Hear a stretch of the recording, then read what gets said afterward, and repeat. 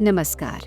अब तक आपने सुना महान संत श्री नीम करौरी महाराज जी ने अपनी प्रिय पुत्री को एक बहुत ही सुंदर कृष्ण भगवान की तस्वीर भेंट की, जो कि उनके प्रिय सखा बनकर जीवन का अटूट हिस्सा हो गए। अब आगे देवभूमि उत्तराखंड की पावन धरा पर अभी प्रभु महाराज श्री नीम करौरी बाबा जी के अवतारी स्वरूप और शक्तियों का प्रादुर्भाव होना है। इसीलिए आगरा, लखनऊ, कानपुर, एटा के भक्तों के बीच अपनी लीलाओं से आनंदित करते हुए वे अपने भक्तों के उद्धार हेतु नैनीताल आ गए। आनंद की अनुभूति और उल्लास की लहर जैसे चारों ओर फैल गई। हर बार भक्ति और भक्तों का ये सैलाब बढ़ता ही जा रहा था। नैनीताल में मनोरा पर्वत श्रृंखला के पास घाटी नामक स्थान पर बजरी का एक ऐसा कच्चा पहाड़ था जो निरंतर धंसता ही जा रहा था। यहाँ पर मृत बच्चों को दफनाया जाता था। दिन के समय भी उस ओर जाने में डर लगता था।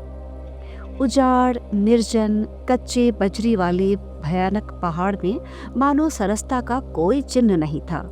ऐसे घोर शमशान भूमि वाले बंजर इलाके में कोई जाता भी क्यों? सबके उत्प्रेरक राम जन जन के हृदय को अपने प्रेम के माधुर्यपूर्ण आकर्षण से नियंत्रित करने वाले महाराज जी ने निश्चय कर लिया कि इसी स्थान पर एक हनुमान मंदिर बनेगा। जाने कब से अतृप्त आत्माएं इसी क्षेत्र में अपनी मुक्ति को प्रतीक्षारत थी। महाप्रभु की कृपा दृष्टि से अब वो समय भी आने वाला था। श्री महाराज जी अपने दिव्य प्रेम का आकर्षण लिए जहां पर बैठ जाते वहीं सत्संग शुरू हो जाता। अब महाराज जी कृष्णापुर तल्लीताल से कुछ आगे वाले सड़क मार्ग पर रोज शाम को एक पैराफिट पर बैठ जाते। धीरे धीरे दिव्याकर्षण से बंधे भक्तजन वहीं इकट्ठा हो जाते। भक्तों के समूह में समर्पित सेवा भाव से कुछ लोग चाय का प्रबंध करते तो कुछ भंडारे की व्यवस्था भी करने लगते। धीरे धीरे इस क्रम की निरंतरता से भक्तों में इस क्षेत्र के प्रति भय कम होने लगा और श्री महाराज जी के साथ सत्संग में वे स्वयं को भी भूले बिसरे से भक्ति के आनंद में डूबे रहते। इस स्थान पर निरंतरता से हो रहे सत्संग, व्यवहारिक आत्मविश्वास और उत्साह को देखते हुए एक दिन श्री महाराज जी अकेले ही उस बजरी के निर्जन पहाड़ को जाने वाली पगडंडी की ओर बढ़ गए, जहां अब तक दिन में भी कोई नहीं जाता था। पहाड़ में चढ़ने के बाद उन्होंने वहीं पर अपना आसन लगा दिया। फिर क्या था, महाराज जी की भक्ति और प्रेम के सहारे धीरे धीरे भक्तों की भीड़ भी उनके पीछे पीछे उस बजरी के पहाड़ के ऊपर वाले हिस्से तक पहुंच गई। दिन के समय महिलाएं भी अपने साथ भोग प्रसाद लेकर दर्शनार्थ पहुंच जाती। वहीं चाय बनती और कुछ भंडारे की व्यवस्था भी हो जाती। श्री महाराज जी इसी स्थान पर साधना के लिए कहीं भी रात बिता देते। अधिकतर भक्तजन शाम होते होते लौट जाते और कुछ श्रद्धालु श्री महाराज जी के साथ ही रात्रि को भी ठहरने लगे। अब धीरे धीरे भक्तों के समूह इस स्थान पर आकर भजन, कीर्तन, सुंदरकांड और हनुमान चालीसा का पाठ करने लगे। भक्तों की निर्मल भावनाओं को देखकर आश्वस्त हुए श्री महाराज जी ने भक्तों से कहा, आने वाले मंगलवार को थोड़ी सी जमीन खोदकर हरदा श्री हरदत्त कांडपाल जी द्वारा बनाए गए हनुमान जी को बैठा देना। अगले मंगलवार की शाम भक्तजन पूरी, पकवान, फल, फूल, मिठाई, दिए, शंख, घंटा आदि पूजन सामग्री लेकर पहुंचे और साथ लाए फावड़ा, कुदाल लेकर बजरी वाले धंसते हुए पहाड़ की कच्ची जमीन को खोदने लगे। कई घंटों तक खोदते खोदते किसी तरह श्री हनुमान जी के विग्रह को स्थापित करने के लिए स्थान बना ही लिया गया। शंख ध्वनि, घंटानाद और जयकारे के बीच इस प्रकार श्री हनुमानगढ़ की स्थापना का श्री गणेश हो गया और अपने लघु रूप में श्री हनुमान जी हनुमानगढ़ी में विराज गए। और अब हर रोज यहाँ पर सुबह शाम आरती प्रार्थना होने लगी। बजरी के कच्चे पहाड़ को पार करते हुए भक्त महिलाएं और पुरुष भक्तों के समूह अब धीरे धीरे अपनी भजन कीर्तन की धुनों से इस क्षेत्र को अपनी रसमय भक्ति से सिंचित करने लगे। दीपावली के पर्व की झगमगाहट फिर सारे परिवार की रौनक को एक आंगन में ले आई। अनिल भैया भी हॉस्टल से आ पहुंचे हैं। धर्म बाबू भी गांव की पाठशाला में शिक्षा पूरी कर चुके हैं। आगे की पढ़ाई के लिए आगरा गवर्नमेंट इंटर कॉलेज में एडमिशन हो चुका है। कुछ ही दिन पहले ताऊ पिताजी भी आ पहुंचे हैं। परिवार का एक साथ मिलकर त्योहार मनाना अपने आप में एक बड़ी रौनक है। तीनों बच्चों के मनपसंद कीमती कपड़ों की खरीदारी शहर से हो चुकी है। अम्मा जी तो दिवाली में सदा की तरह जड़ाऊदार काम वाला लहंगा और भारी ओढ़नी ही पहनती हैं। अपने मनपसंद कीमती स्वर्णाभूषणों का चयन वे मन ही मन कर चुकी हैं कि दिवाली पर वे क्या क्या पहनेंगी। जमींदार साहब के लिए अचकन, धोती और अपनी पसंद का शॉल उन्होंने पहले से ही खरीद कर रख लिया है।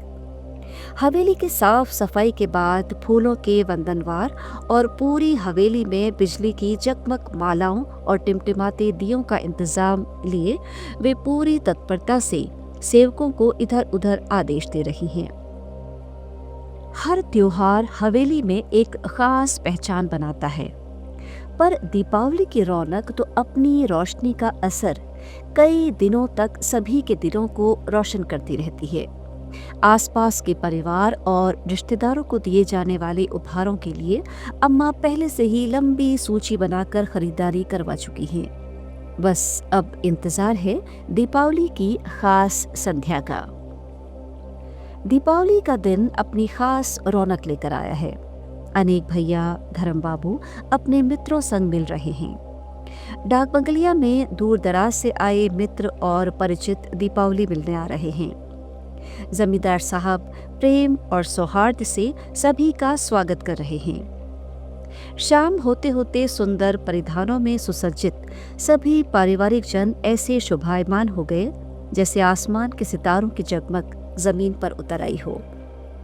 हवेली के भव्य जगमगाहट, कंदीलों पर जगमगाते सुंदर दियों की रोशनी, मुख्य द्वार से अंदर तक टिमटिमाते छोटे बड़े दिए बड़े मनमोहक लग रहे हैं। हवेली की छत से गांव के दूर दूर तक सभी छोटे बड़े घरों में दियों की जगमगाहट देखते ही बनती थी।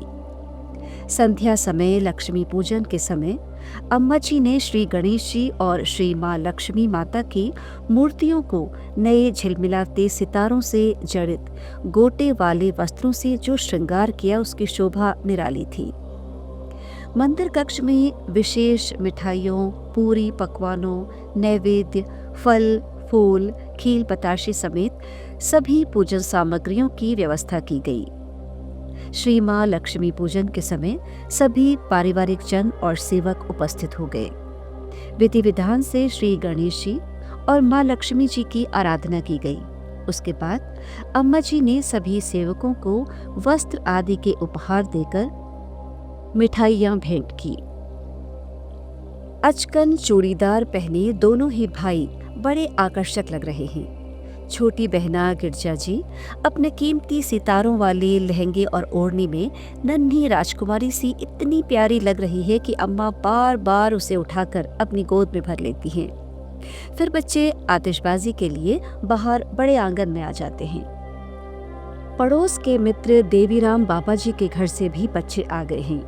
धर्म बाबू का उत्साह तो आसमान छू रहा है। पटाखों से डरती हुई पुत्री को ताऊ ने अपनी गोद में उठा लिया है और धूम धड़ाम पटाखों की रोशनी बिखेरती फुलझड़ियों के बीच बच्चे हंसते खेलते आनंद मना रहे हैं। ताऊ भी बच्चों के साथ उत्साहित हो रहे हैं। कभी हाथ में फुलझड़ी लिए जगमगाती रोशनी को अपने हाथ से घुमाते हुए बिटिया को दिखाते हुए प्रसन्न हो रहे हैं। ओढ़नी लहंगा पहने अम्मा जी स्वर्णाभूषणों से सजी धजी परिवार के इन क्षणों के आनंद अतिरेक को मन में संजोए फूली न समा रही थी।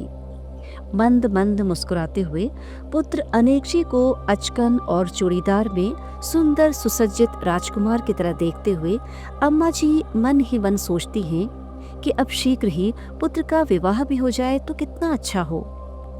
ये विचार मन में प्रार्थना बनकर समा गया। दिवाली की रौनक बनी रही। बच्चे खेल कूद कर उत्साह मनाते हुए वापस लौट आए। अभी डाक बंगलिया में दिवाली मिलन को आए बहुप्रतीक्षित लोगों से जमींदार साहब को मिलने जाना था। गोद में सिमटी बिटिया को अम्मा रामबेटी जी की गोद में देते हुए वे डाक बंगलिया चले गए और अम्मा जी बच्चों संग बड़े कक्ष में आ गई। आस पड़ोस से मिलने आए प्रियजनों के साथ मिठाइयों का आदान प्रदान और दीपोत्सव के मौके की खास खुशियां साझा होती रही। दीपावली का त्योहार अपनी रोशनी भरी जगमग यादों का असर मन में समेटे बीत गया। दोनों भाई आगरा हॉस्टल जाने की तैयारी में व्यस्त हैं। सेवकों संग अम्मा भी तैयारियों में जुटी है।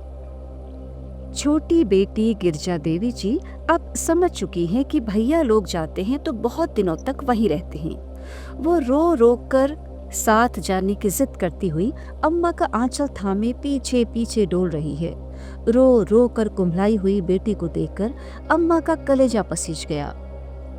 बेटी का रोना देखकर अम्मा जी ने निर्णय बदल लिया है और अब पति जमींदार साहब के साथ आगरा चलने की बात तय हो चुकी है। अब बिटिया बहुत खुश है क्योंकि सब साथ में आगरा जाने वाले हैं। आगरा पहुंचते ही सब धर्मबाबू को हॉस्टल छोड़ने चले गए। कुछ समय वहीं बिताकर सब सेंट जोन्स में पढ़ाई कर रहे अनेक बाबू के हॉस्टल आ गए। ताऊ पिताजी दोनों ही बच्चों के शिक्षकों से मिलकर बच्चों की पढ़ाई लिखाई का हाल पूछकर आश्वस्त हो गए हैं।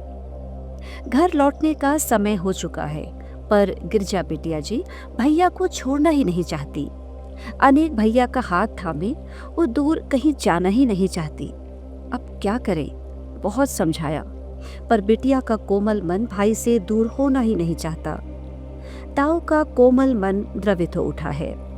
फिर वे अम्मा संग बिटिया को विशेष अतिथि कक्ष में रहने का इंतजाम कर वापस आ जाते हैं। बिटिया गिरजा जी तो खुशी से किलकारियां भरने लगी। अम्मा मंद मंद मुस्कुराती हुई नन्ही परी जैसी बिटिया की खुशी से भाव विभोर हुई आनंदित हो रही हैं।